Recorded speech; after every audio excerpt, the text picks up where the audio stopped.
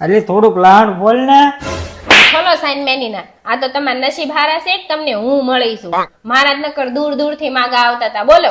આ તો દૂરથી ન જ આવે ને, કેમ કે પડખેના બધા ગામ વાળાને ખબર હે કે આમની છોડી હે ને ડમ્ફર જેવી હે. એવા બૈરા પહોંચ્યા હે બુલડોઝર જેવા. ઓય હા બોલ ને. આલો તા બાજુ વાળીને ફોન છે. પૂછે ને ક્યાં ગઈ તો કેજો કે શાક લેવા ગઈ હો. ઓહો લાઈ. હાલો. હા ઈ અમારે હે ને થોડુંક શાકભાજી લેવા બહાર ગઈ હે. હે કઈ કામ હતું શું તમારું?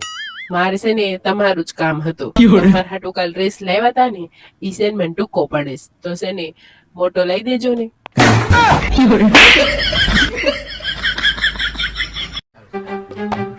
ઓય સાંભળો ને. શું છે પણ તારે હવે? રાયડું હું નાખો છો? 500 રૂપિયા આપો, મારે જાવું છે. નથી પૈસા આવા મારી પાસે. તે આના આવા વાવાઝોડાનું ક્યાંય જવાતું હોય છે? આ તો મારે પિયર જાવું તું એટલે યાર. એટલે ગાંડી પેલા કેવાય ને પિયર જવાનું હે. 500 ની જગ્યાએ 5000 પકડ. તમ તાર હાલ હું તમ તાર બસ સ્ટેન્ડ સુધી તો મૂકવા આવું. હે પાકીટ આપવું એટલે હાલ હાલ હાલ તમ તાર હું મૂકવા આવું. એટલે વાવાઝોડું તને ન નડે. હે તમ તાર હાલ હાલ આમ સાની માની. હે તને થોડું નુકસાન કરે આવડું મોટું વાવાઝોડું. એટલી ટાઈડ હે ડાર્લિંગ.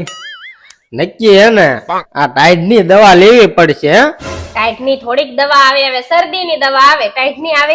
અરે ગાંડી અત્યારે આપડા ગુજરાતમાં હે ને ટાઈડ ની દવા મળે છે હવે. લે ક્યાં વળી? હા ગાંધીનગર ગ્રીન સિટી માં. હા ઘૂંટ ઘૂંટ મેં શેર કા દમ. હે ટાઈડ સીધી ગાયબ.